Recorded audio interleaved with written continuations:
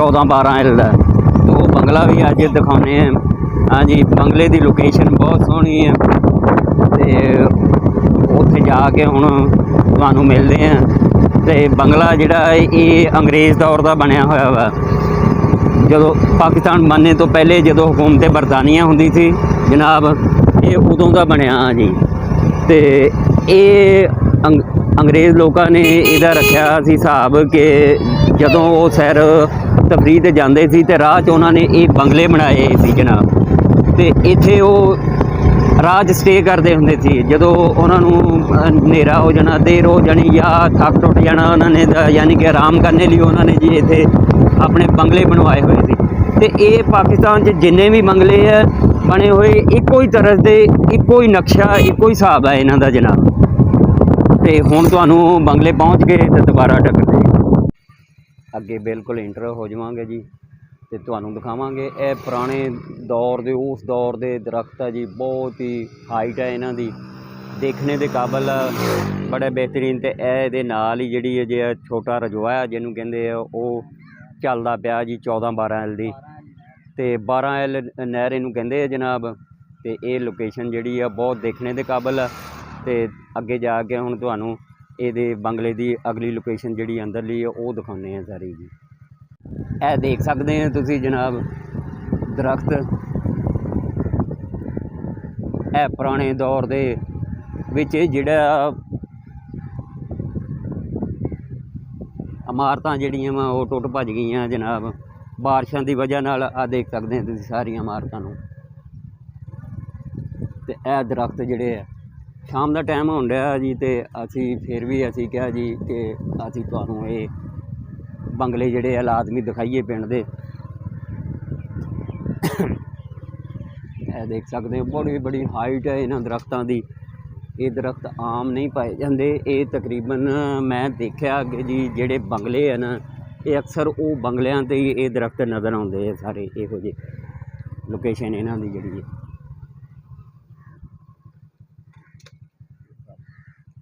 देख सकते हैं तुसी जनाब, यह बंगला है जिथे असी पहुँच गए हैं जी। बड़ा नज़ारा वा देखने का।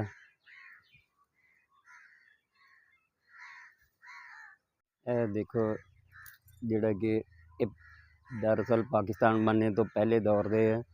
तो इस करके हुण मींह कणी दे विच इन्हां दा हुण भैड़ा हाल होया, कोई एडी इहदी देखभाल नहीं कर सके। तो ये बैक साइड ते तुसी दरख्त देख सकते हो, बहुत ही हाइट ते सिंबल का दरख्त है जी। बहुत हाइट है इसकी,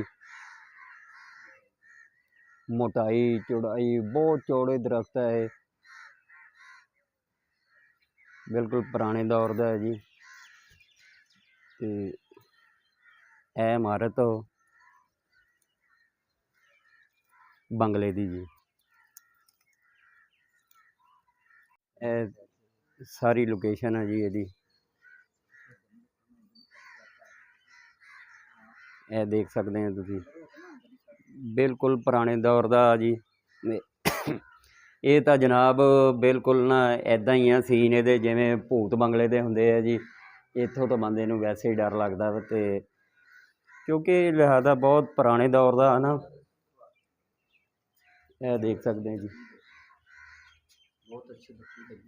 और ये देख लो तुसी कि उस पुराने दौर यानी कि पाकिस्तान बनने तो पहले दे ते इनू लकड़ी बड़ी अच्छी लाई गई है। तो दरवाज़िਆਂ नूं और लकड़ी उही है पहले दौर की, बड़ी मजबूत लकड़ी है जिहड़ी कि इन्ने साल तो जिहड़ा ना हजे भी बेहतरीन। तो यह पहले दौर के जिहड़े डिज़ाइन होंदे सीगे छत्तां दे, आ डाटा टाइप ना डाट जिवें बनाई हुंदी उस टाइप की छत्तां इहदियां बणियां होईयां जनाब।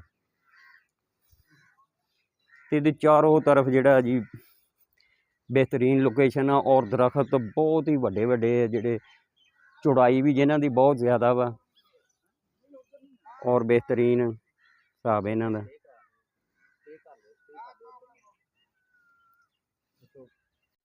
यह जनाब पौड़ियाँ जी पुराने दौर दियाँ ते टुट गई तकरीबन। तो असी भी बड़ा डर डर के चढ़ते पे हैं। तो तुहानूं उत्तों भी इहदा नज़ारा कराने हैं सारा जनाब। आ गए हैं असी उपर।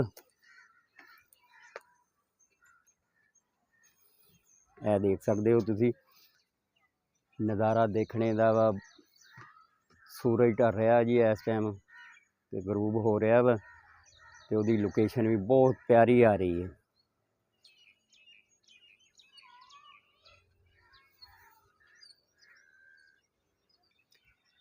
ਇਹ ਸਭ ਤੋਂ ਉੱਪਰਲੀ ਮੰਜ਼ਿਲ ਗਾਲਬਨ ਦੂਸਰੀ ਮੰਜ਼ਿਲ ਕਿ ਤੀਸਰੀ ਹੈ, ਦੂਸਰੀ ਮੰਜ਼ਿਲ ਹੈ। ਤੇ ਜਨਾਬ ਇਹ ਲੰਬੀਆਂ ਬਣਾਈਆਂ ਹੋਈਆਂ ਵਾ ਜਿਹੜੇ ਕਿ ਹਵਾ ਦਾ ਇੱਕ ਰਾਜ ਧੂੰਆਂ ਵਗੈਰਾ ਨਿਕਲਣੇ ਲਈ।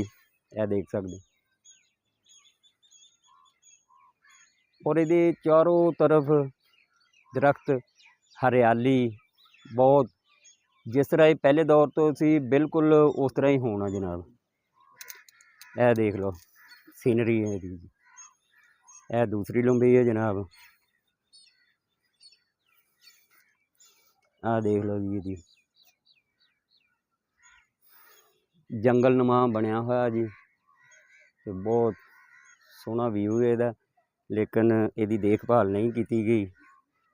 ਤੇ ਜਿਹੜੇ ਕੋਈ ਗਰੀਬ ਉਹ ਇਸ ਟਾਈਮ ਬਸੇਰਾ ਕਰ ਰਿਹਾ ਜੀ ਇੱਥੇ। ਹਾਂਜੀ, ਕੋਈ ਕਿਰਾਇਆ ਨਹੀਂ ਉਹਨਾਂ ਕੋਲ ਲਿਆ ਜਾਂਦਾ ਤੇ ਉਹ ਆਪਣਾ ਯਾਨੀ ਕਿ ਗੁਜ਼ਰ ਬਸਰ ਕਰ ਰਹੇ ਹੈ ਇਹਦੇ ਵਿੱਚ ਜੀ। ਤਾਂ ਜੀ ਜਨਾਬ ਅਸੀਂ ਹੁਣ ਆ ਗਏ ਹਾਂ ਇਹਦੇ ਇੱਕ ਦੂਸਰੇ ਹਿੱਸੇ ਦੇ ਵਿੱਚ। ਇੱਥੇ ਵੀ ਯਾਨੀ ਕਿ ਉਸ ਦੌਰ ਦੇ ਵਿੱਚ ਰਿਹਾਇਸ਼ ਹੁੰਦੀ ਸੀ। ਜਿਹੜੇ ਮੁਲਾਜ਼ਮ ਹੁੰਦੇ ਸੀਗੇ ਉਹ ਇੱਥੇ ਸਟੇ ਕਰਦੇ ਸੀਗੇ। ਆ ਦੇਖ ਸਕਦੇ ਹੋ ਤੁਸੀਂ ਇਹ ਤਕਰੀਬਨ ਸਾਰਾ ਹੀ ਜਿਹੜਾ ਨਾ ਗਰਕ ਹੀ ਹੋ ਚੁੱਕਿਆ, ਢੱਟ ਚੁੱਕਿਆ ਹੋਇਆ ਵਾ। ਇਹ ਲੋਕੇਸ਼ਨ ਹੈ ਇਹਦੀ, ਦੇਖ ਸਕਦੇ ਹੋ ਤੁਸੀਂ। ਲੇਕਿਨ ਜਿਸ ਤਰ੍ਹਾਂ ਤੁਹਾਨੂੰ ਮੈਂ ਦੱਸਿਆ ਸੀ ਕਿ ਜਨਾਬ ਇੱਥੇ ਜਿਹੜੀ ਵੀ ਇਮਾਰਤ ਆ ਉਹਦੇ ਚਾਰੋਂ ਤਰਫ ਹੀ ਦਰਖਤ ਸੇਮ ਇੱਕੋ ਜਿਹੇ ਸਿੰਬਲ ਦੇ ਲੱਗੇ ਹੋਏ ਆ। ਔਰ ਇਹ ਦਰਖਤਾਂ ਦੀ ਖੂਬੀ ਇਹ ਹੈ ਕਿ ਜੀ ਇਹਨਾਂ ਦੀ ਹਾਈਟ ਅਸਮਾਨਾਂ ਨੂੰ ਛੂੰਹਦੀ ਪਈ ਹੈ, ਬਹੁਤ ਉਚਾਈ ਹੈ ਇਹਨਾਂ ਦੀ। ਇਹ ਦੇਖ ਸਕਦੇ ਹੋ ਤੁਸੀਂ ਸੂਰਜ ਬਿਲਕੁਲ ਤਕਰੀਬਨ ਗਰੂਬ ਹੋ ਹੀ ਚੁੱਕਿਆ ਵਾ। ਤੇ ਇਹ ਇਹਦਾ ਅੰਦਰਲਾ ਹਿੱਸਾ ਜੀ ਬਹੁਤ ਹੀ ਡਰਾਉਣੇ ਹਿਸਾਬ ਦਾ ਜੀ। ਔਰ ਤੇ ਇੱਥੇ ਤਾਂ ਸਹੀ ਪੁੱਛੋ ਤਾਂ ਮੈਨੂੰ ਆਪ ਨੂੰ ਵੀ ਬਹੁਤ ਡਰ ਲੱਗਦਾ ਪਿਆ ਵਾ ਇੱਥੇ ਤਾਂ। ਲੇਕਿਨ ਅਸੀਂ ਤੁਹਾਨੂੰ ਜਿਹੜਾ ਵਾ ਇਹ ਲਾਜ਼ਮੀ ਦਿਖਾਵਾਂਗੇ ਜੀ। ਤੇ ਇਹ ਦੇਖ ਸਕਦੇ ਹੋ ਤੁਸੀਂ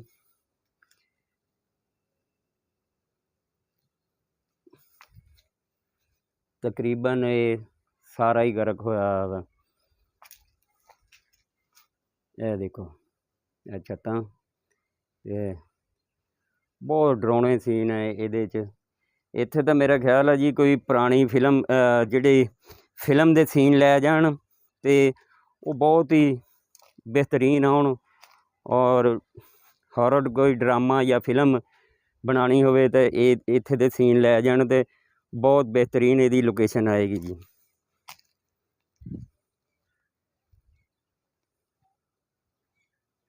ਇਹ ਦੇਖ ਸਕਦੇ ਹੋ ਜੀ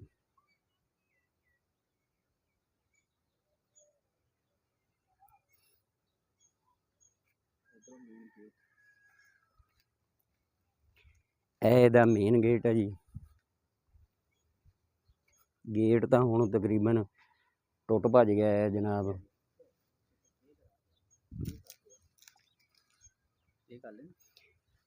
ਇਹ ਦੇਖ ਸਕਦੇ ਹੋ ਤੁਸੀਂ ਇਹ ਫਰੰਟ ਗੇਟ ਹੈ ਇਹਦਾ। ਲੇਕਿਨ ਦੀਵਾਰਾਂ ਹਜੇ ਵੀ ਕਈ ਜਿਹੜੀਆਂ ਵਾ ਉਹ ਬਹੁਤ ਮਜ਼ਬੂਤ ਦੀਵਾਰਾਂ ਵਾ।